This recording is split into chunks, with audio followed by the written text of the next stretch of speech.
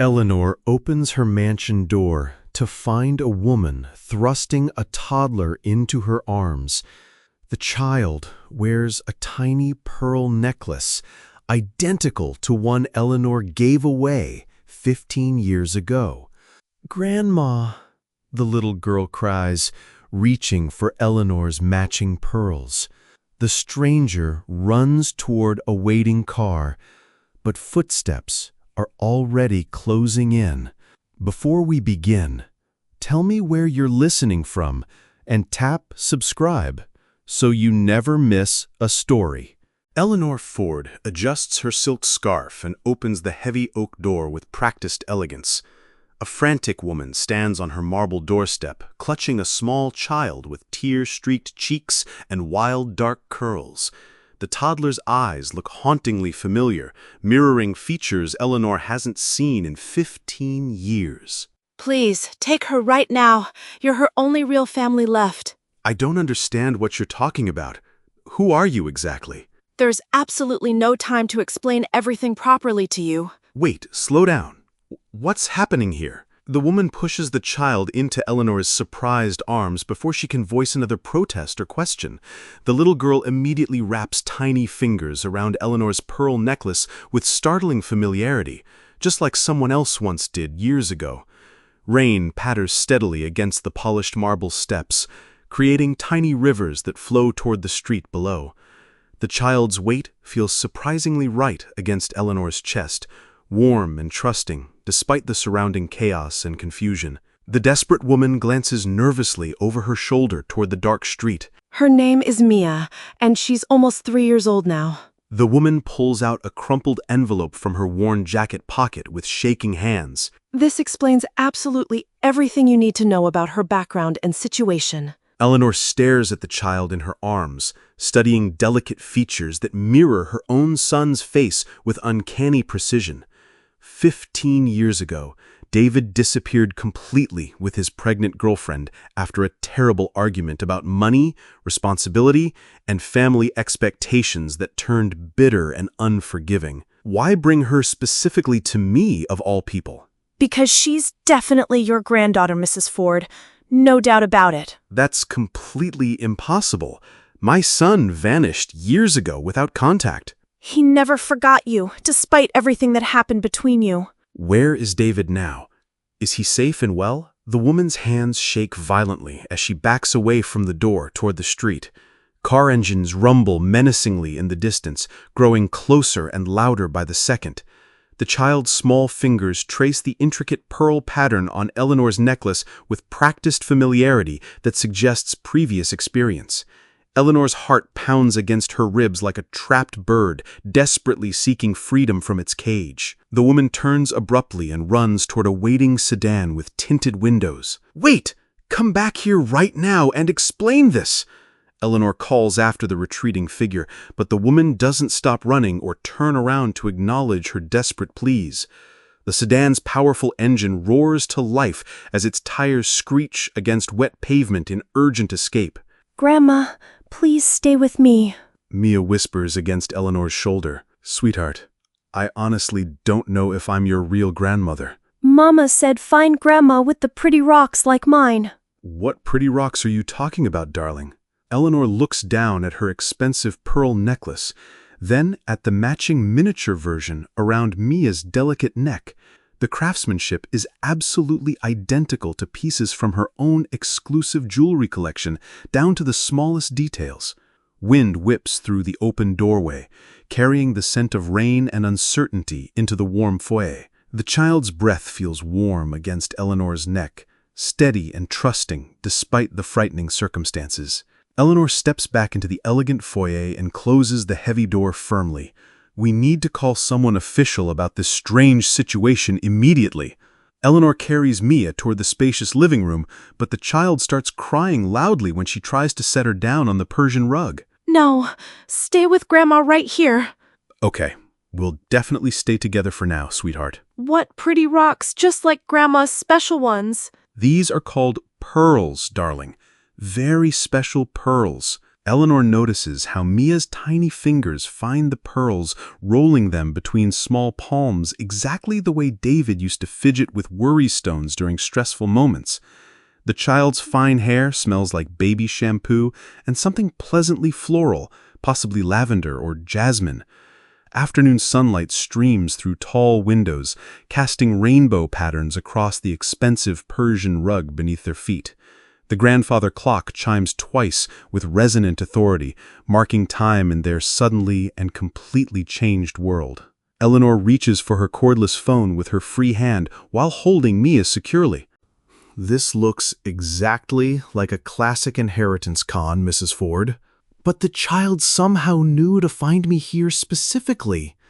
Anyone could easily research your address and detailed family history online. She's wearing my pearls, though, the exact same design I created. Jewelry can be copied by skilled craftsmen these days. Detective Mitchell circles the pair like a predator, methodically sizing up potential prey before striking. Her heavy boots echo against the marble floor with each deliberate, measured step she takes. The sharp sound makes Mia press closer to Eleanor's chest, instinctively seeking comfort from the unfamiliar and intimidating presence. Eleanor can smell the detective's stale coffee breath and feel the child's rapid heartbeat against her own chest through thin fabric. The detective pulls out a measuring tape and professional camera from her equipment bag. I'll need to carefully document everything as potential evidence for court. Detective Mitchell snaps multiple photos of both necklaces from various angles with clinical precision. Each bright camera flash makes Mia visibly flinch and whimper softly in distress. "This is really frightening her badly. Can't you be more gentle?" Evidence collection requires absolutely thorough documentation, ma'am. No exceptions. She's just a baby, not some kind of criminal suspect. Children are often deliberately used in elaborate financial schemes targeting wealthy victims. That's a horrible thing to suggest about an innocent child. The detective's coldly clinical approach turns Eleanor's blood to ice in her veins. She wraps her arms more protectively around Mia, who responds by burying her small face in Eleanor's soft shoulder. The camera flash creates harsh and unforgiving shadows across the elegant foyer walls. Eleanor can feel the child's small body trembling against her chest, warm and vulnerable and completely dependent on her protection. Detective Mitchell makes detailed notes with sharp, decisive strokes of her pen. Social services will arrive within exactly 24 hours from now. Detective Mitchell closes her leather notebook with a decisive snap that echoes through the foyer. 24 hours? That's barely any time at all to prove anything. Standard protocol for all abandoned children cases, no exceptions allowed. She wasn't abandoned, though. She was brought to family members. Alleged family, Mrs. Ford. That's a very big difference, legally speaking. I can feel the connection between us. It's absolutely real. The harsh words hit Eleanor like physical blows to her chest and stomach. Mia's grip tightens instinctively on the pearl necklace, as if sensing the immediate threat to their newfound connection. Rain continues drumming steadily against the tall windows, creating a rhythmic pattern that matches Eleanor's racing pulse. The child's weight in her arms feels more precious and irreplaceable with each passing moment of this confrontation. Detective Mitchell heads toward the front door without looking back once. I need concrete proof of your relationship by tomorrow morning. What specific kind of proof will actually satisfy you in the courts? DNA test results, legal documentation, something concrete and legally binding. Those take weeks to process properly through official channels. Then you'd better start making urgent phone calls right now. Is there any way to expedite the process somehow? The detective's ultimatum hangs in the air like smoke from a dying fire. Eleanor feels Mia's small hand pat her cheek gently, a gesture so natural and loving it takes her breath away completely. The late afternoon sun slants through the doorway, casting long shadows that seem to reach toward their uncertain future. Car doors slam loudly in the driveway as official vehicles prepare to leave the property.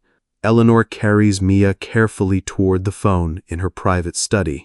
Eleanor dials her private investigator while Mia plays contentedly with colorful building blocks on the Persian rug. The child arranges the pieces with surprising precision for someone so young. Each wooden block clicks softly against the others as she builds elaborate towers. "Marcus, I need you to find my son immediately." "Mrs. Ford, we've attempted this search many times before, unsuccessfully. This time is completely different. I have his daughter here." "Are you absolutely certain she's related to you by blood?" "She looks exactly like David did at that same age." Marcus Sterling has worked for Eleanor's family for over a decade, handling delicate situations with complete discretion and professionalism. His voice carries both genuine concern and practiced skepticism through the phone. Mia hums a sweet lullaby while she plays, the melody hauntingly familiar from Eleanor's own childhood. Eleanor can smell the child's strawberry shampoo and hear the grandfather clock marking precious minutes ticking away. Marcus agrees to begin the comprehensive search immediately, without delay. "The necklace is definitely from your exclusive collection." Marcus examines the tiny pearls through a professional jeweler's loupe while Mia naps peacefully on the living room sofa.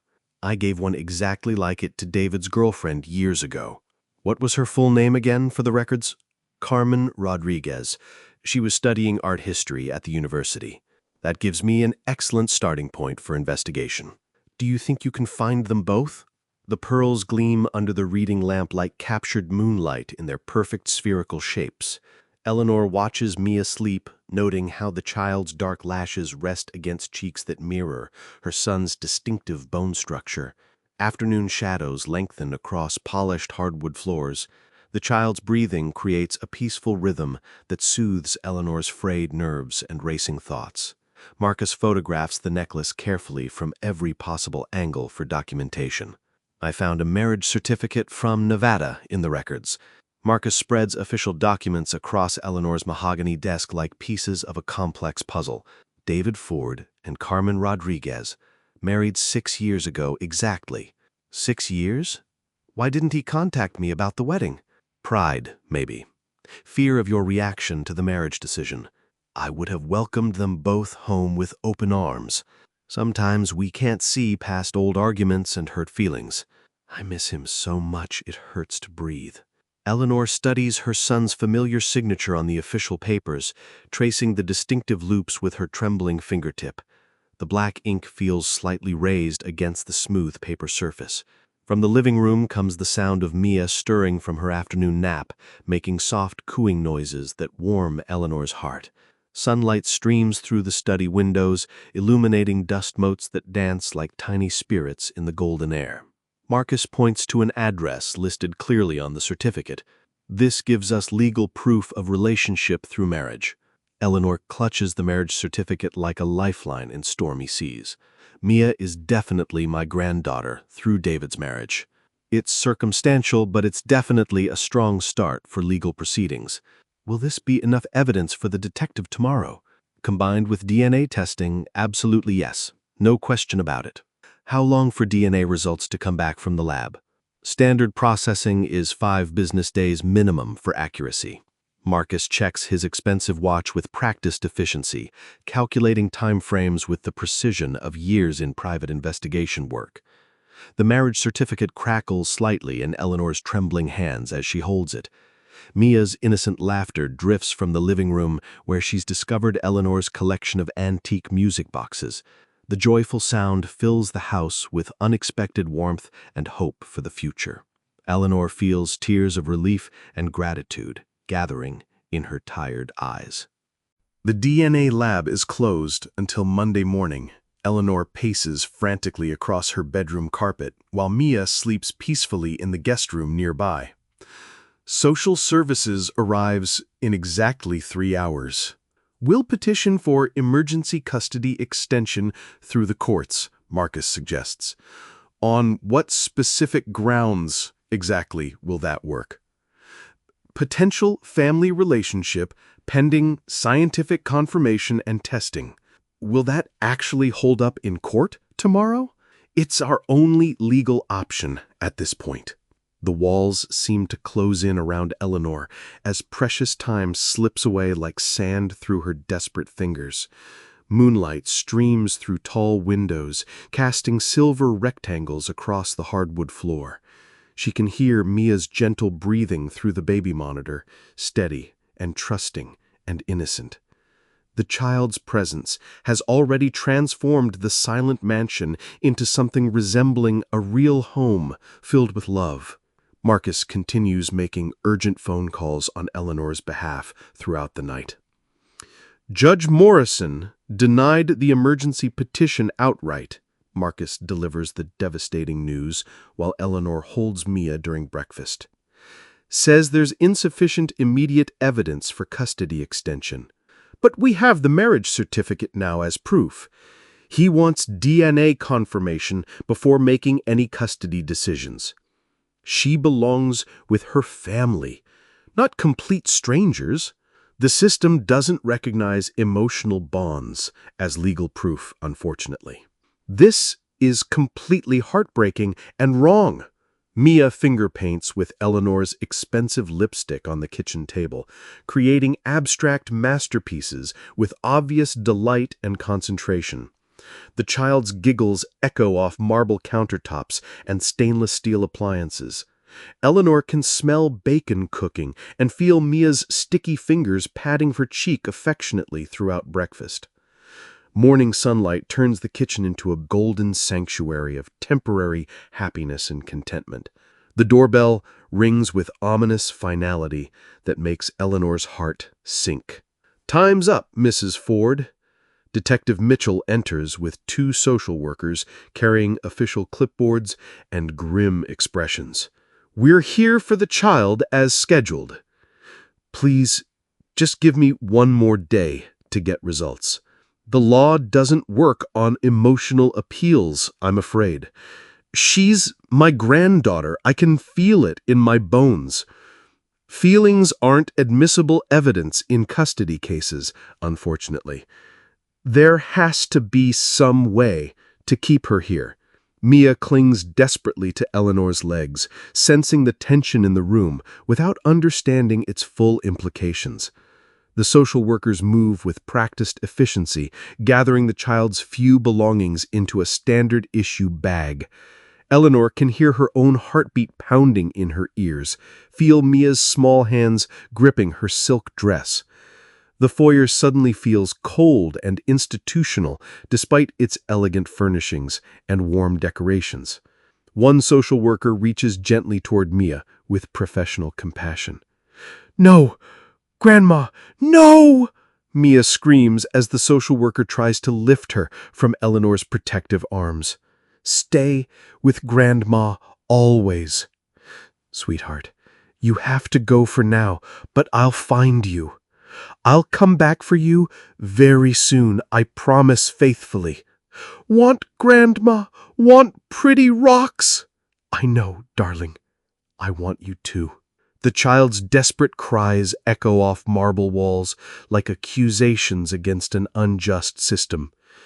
2 hours until the DNA lab opens, but it might as well be 2 years or 2 decades. Eleanor feels her heart breaking as small fingers are gently pried away from her pearl necklace.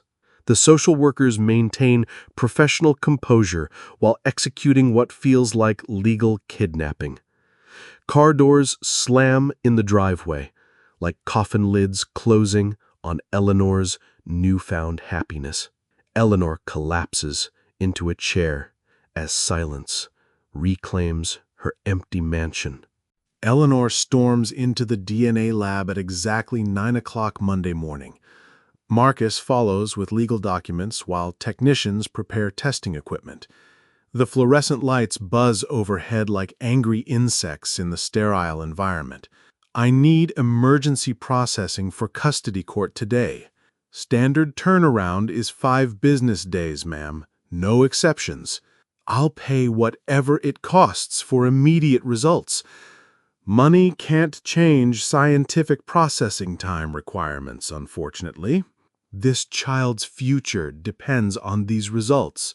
I understand, but we have protocols to follow. The lab technician swabs Eleanor's cheek with clinical efficiency, sealing the sample in sterile containers labeled with codes. The cotton feels rough against her skin, but she endures it gladly for Mia's sake. Machinery hums in background laboratories where other people's lives hang in scientific balance. Eleanor can smell antiseptic and hear the steady beep of electronic equipment monitoring various processes. The technician labels Eleanor's sample with methodical precision and careful attention. Results will be ready by Thursday afternoon at the earliest. The technician files Eleanor's paperwork into an official folder. We'll call with preliminary findings immediately. Thursday is too late for custody hearing today. Science has its own timeline, Mrs. Ford. We can't rush it. Can't you make just this one case a priority? Every case here is someone's emergency situation, unfortunately. Please, I'm begging you to help me somehow. Eleanor feels defeat settling over her shoulders like a heavy winter coat made of lead. She watches other families in the waiting room, all seeking answers that only DNA can provide with certainty. The plastic chairs squeak when people shift nervously. Fluorescent lights create harsh shadows that make everyone look pale and worried. The air conditioning hums with mechanical indifference to human suffering and desperate hope. Marcus guides Eleanor toward the exit door with gentle encouragement. "Wait! I found something absolutely important!" Marcus bursts into Eleanor's study, waving a manila folder triumphantly. "Carmen's medical records from Mia's birth at the hospital." "How did you get those confidential records?" "Hospital clerk recognized our family name from charity donations over the years." "What do they prove exactly about the relationship?" "Father listed as David Michael Ford, your son." "Are you absolutely certain about this information?" Eleanor examines the birth certificate with trembling hands, seeing her family name officially connected to the child she's grown to love desperately. The document feels substantial and real, unlike the emotional bonds that courts refuse to recognize as valid. Outside, birds sing in Eleanor's garden where she imagines teaching Mia to identify different flowers by name. The paper rustles softly as she reads every detail twice for accuracy. Marcus points to the signature section triumphantly with obvious satisfaction. "This is legal proof of relationship." Eleanor clutches the birth certificate like a sacred relic. "We can petition for immediate custody return.